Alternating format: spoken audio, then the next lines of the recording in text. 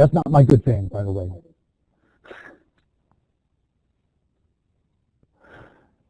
My good thing is that I'm back with you guys again. I got out of the pattern for a second, but I'm glad that you guys haven't, so that's my good thing.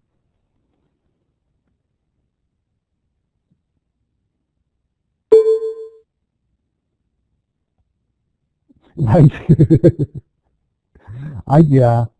My other good thing, another good thing is I was very productive this spring break in terms of school and you guys, but not in the way that I wanted to be. But that's okay. I was able to provide you guys some resources, and that's what's important. Maybe too little too late. Hello, Anna, nice to see you. Share one good thing with us.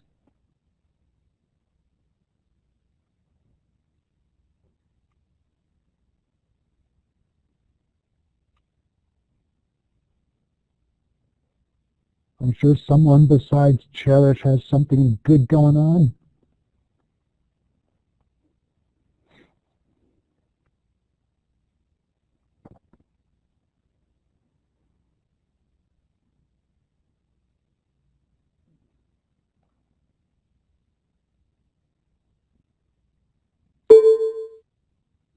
There you go. Nice. Did you enjoy it? Is that what we call relaxing? I wouldn't know.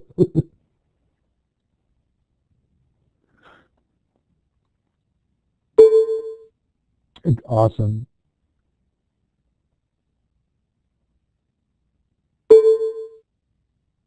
Ah, gotcha. Not knowing much about the difference, I couldn't compare, but maybe I should learn. So, well, thanks for sharing all that stuff. That's great. There's a lot of time for good things to happen. So I want to ask you a quick question. So we've talked about, been talking about starting a business and things like that. So how do you think that you want to get the money to start your business? Would you want to use equity or would you want to use debt? But first of all, tell me what you know about each of these. You can put it right on the whiteboard. What's the difference between funding your business with equity versus funding your business with debt?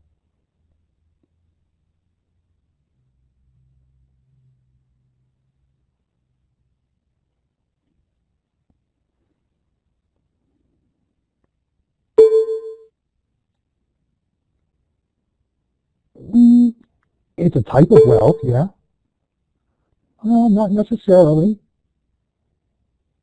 Generally, when you have debt, you owe somebody money. So it would be called negative profit or negative income when you borrow money. How come?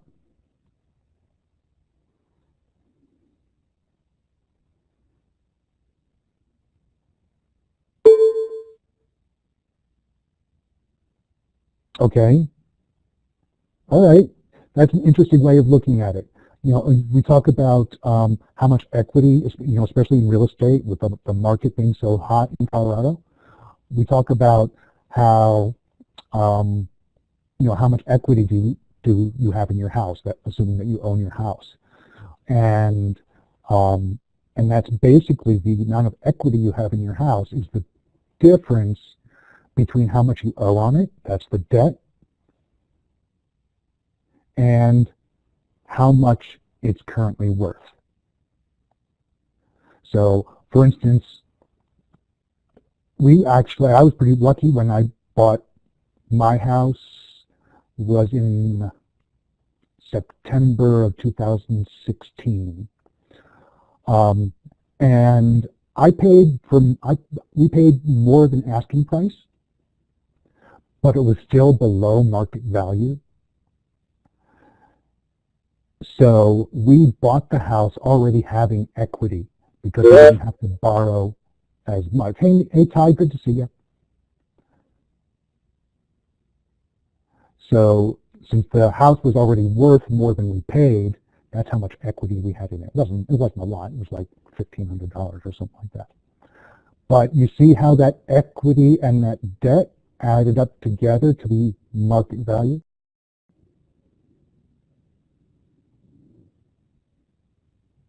What do you think would be the safest if you're funding your business with equity? That means when somebody gives you money, what are you giving them back?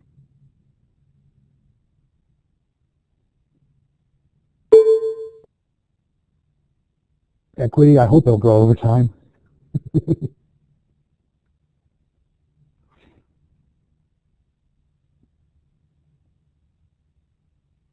what do you think about that?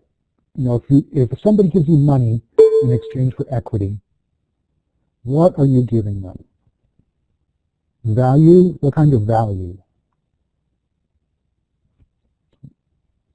Value can mean a whole different kind of things.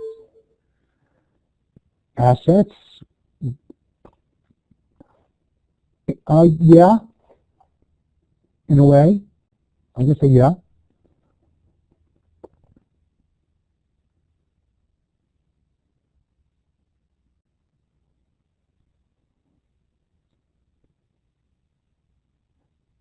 Just like in the situation of buying a house and having equity in your house, when somebody gives you money and you give them equity, you're giving them part of your business.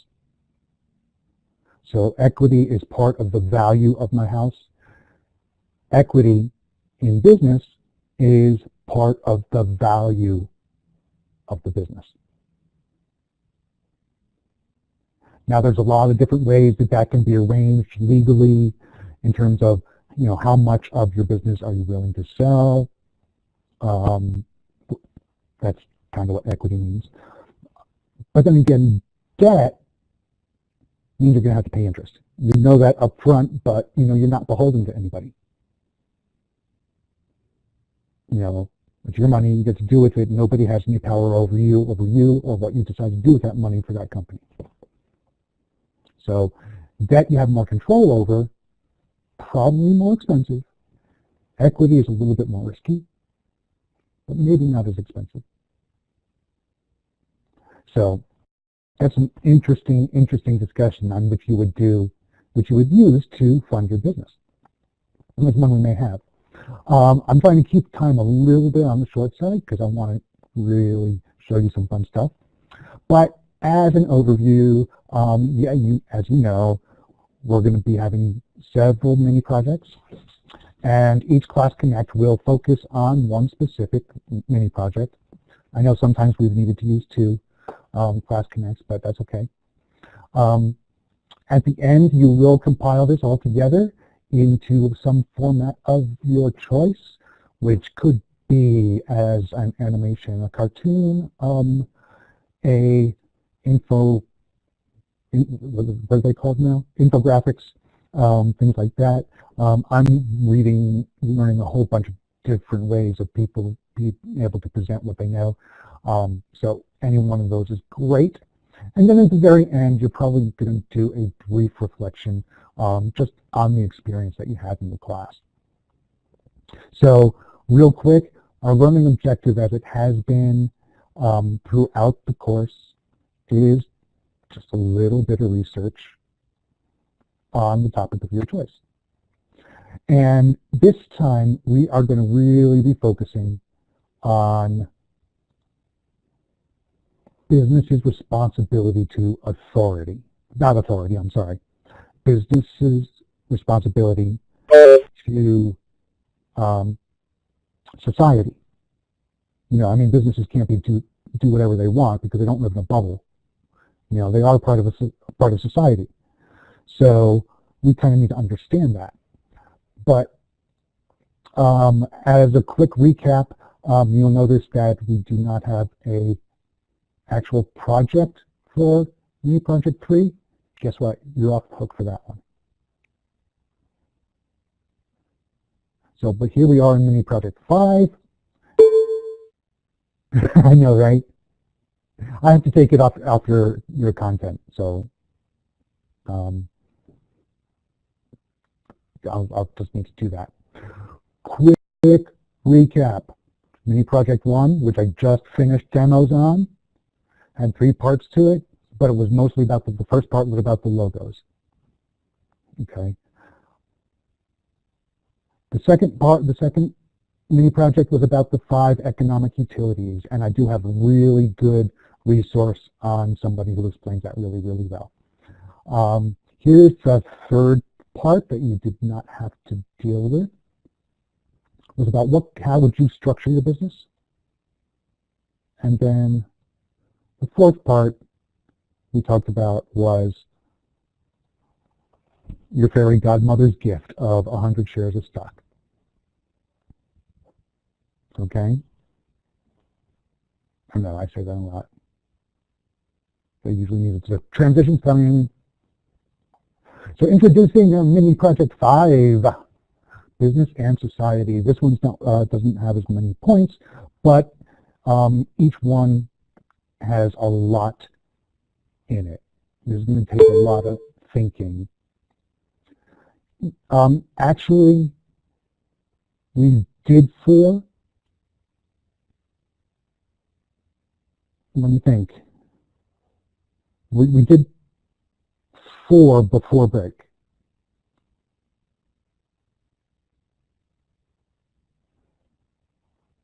Let me pause the recording for a second.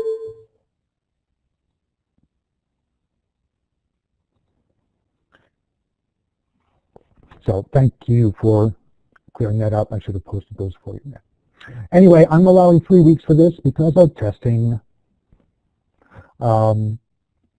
So what I'd like us to do, I don't know if you guys have done this before, and this is brand new for me. I know I'm starting to really like these QR codes, but I would love to see what happens if we go to that QR code. You're just going to need to get your student ID number,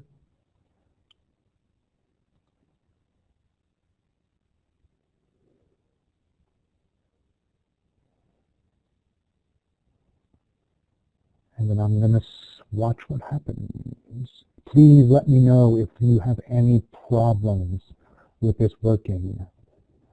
I have no idea what's going to be shown on my screen, so that's why I'm not sharing it right now.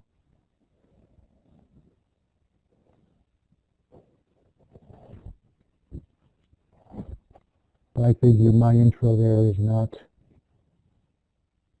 very long, but you've got a minute and a half to record a response.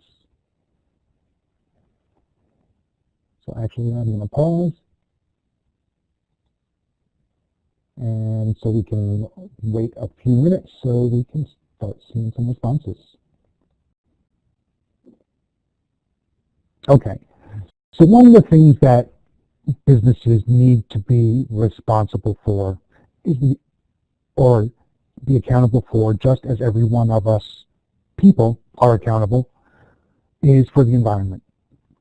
So for the first part of this mini project, I'd like you to go to the EPA website and explain one of the environmental laws and how it might affect different types of businesses. So I'm going to share my screen a little bit and how I might go about looking this stuff around. Oops, I'll close that. There we go. There we go. You don't write, you record.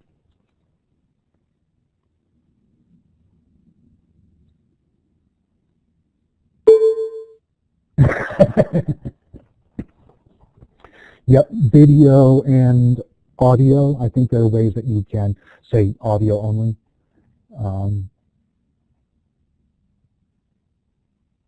But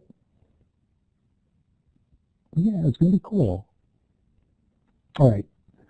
So here we are at the EPA website. Where I would begin to look at, because it's really overwhelming, is right here under laws and regulations.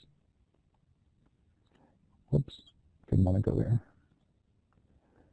And then from the drop-down, I would go with laws and executive orders. Okay? Don't bother me with that.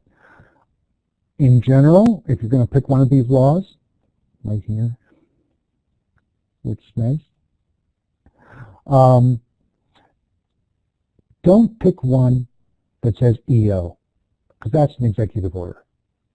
I want to know about laws. So I was thinking about doing something on the Clean Air Act, and this tells me all about it. So what I'm being asked is to tell us about the Clean Air Act and pick out some really important parts.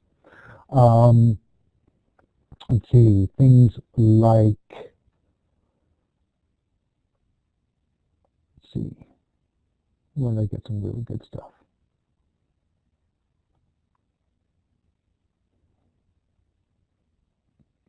One of the goals of the Act was to set and achieve, and we have to define what MktgA's are. Here we go. National Ambient Air Quality Standards. So a lot of your information is going to be right here in the very beginning. Okay? So that's going to be really, really helpful. And I'm going to stop sharing again for a minute. Let's go back to here. So that's the first part.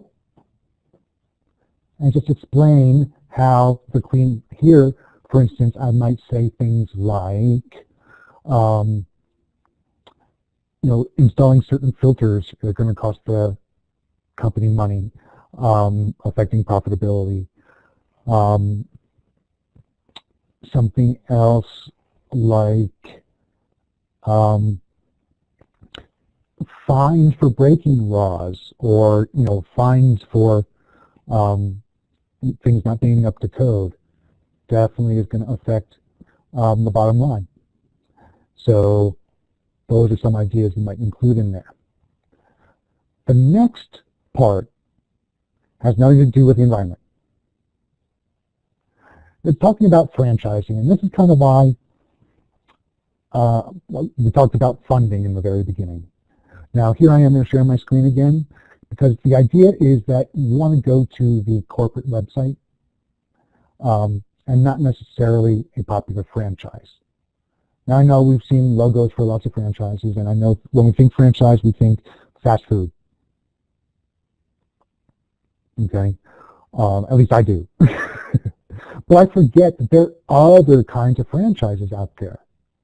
And yep, absolutely. Pokemon is a character franchise.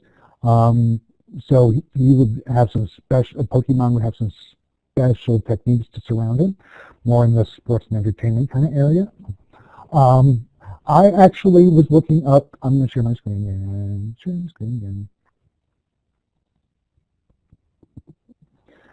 So I was, actually I am recording this, I hope. Please tell me I am.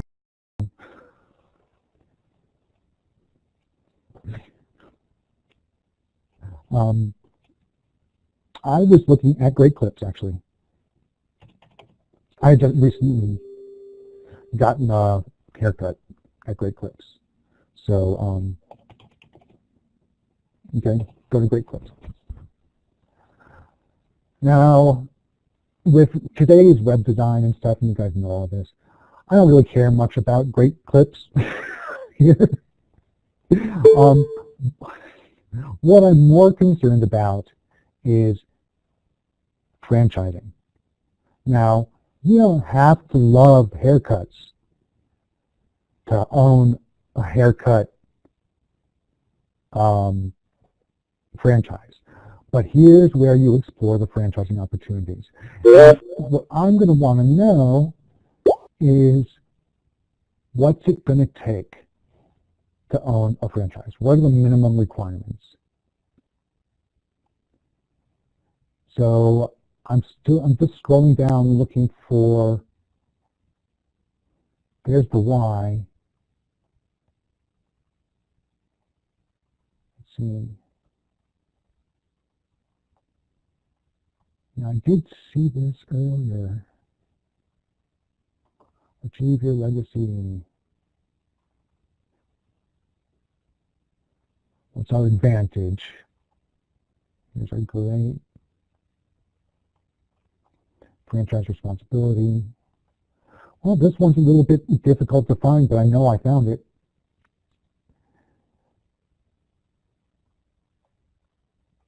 It's usually going to be at the very, very bottom with all that corporate other stuff.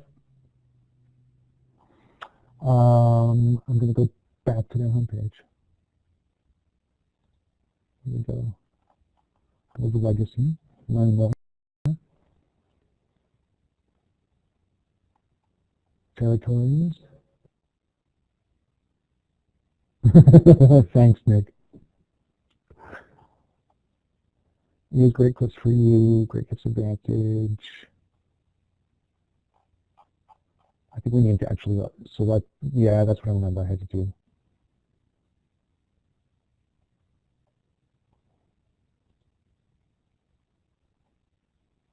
Here we go.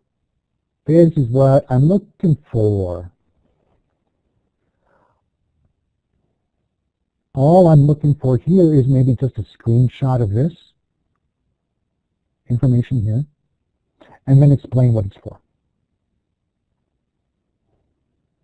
Okay, and they usually will explain what it's for later on in the website.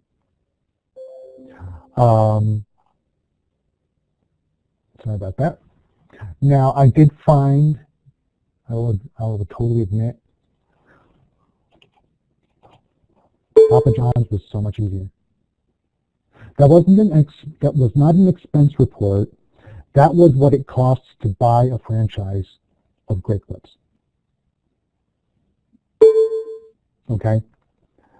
See, and Papa John's is so much easier. Because here, like a single store, yeah. Open the franchise. And then go through the tabs. This isn't going to tell us more. Why us? That's the incentives. Why you should buy our franchise.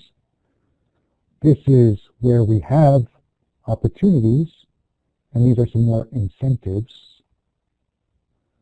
Join us. Here we go. And here's our requirements. So again, a screenshot like this. Again, making sure I know where you're coming from and explain what this means. What's a minimum of $75,000 in cash or liquid assets mean? What does it mean for a net worth of minimum net worth of $250,000? So that kind of stuff. That's what I'm going to be kind of looking for. Let's see. Now I know we went a little bit over, and I'm sorry, but thank you guys for sticking around. And I really, really, really appreciate it. Let's see. Here is the basic rubric. I forgot to upload it. I apologize. And it is pretty small. It's just like, be as clear and concise as you can. And there we go. That's it. Be as clear and concise as you can, and be as complete as you can. With that, I will launch you off with my good friend, Mr. Frank, who is not looking very happy. He's looking kind of overwhelmed, and that's what he talks about, how to handle overwhelm. I know we all feel it. So welcome back to school and watching an overwhelming video. So hope you have a great day. Let me know if you have questions, please. And I'll talk to you probably in 3 weeks. Live, anyway.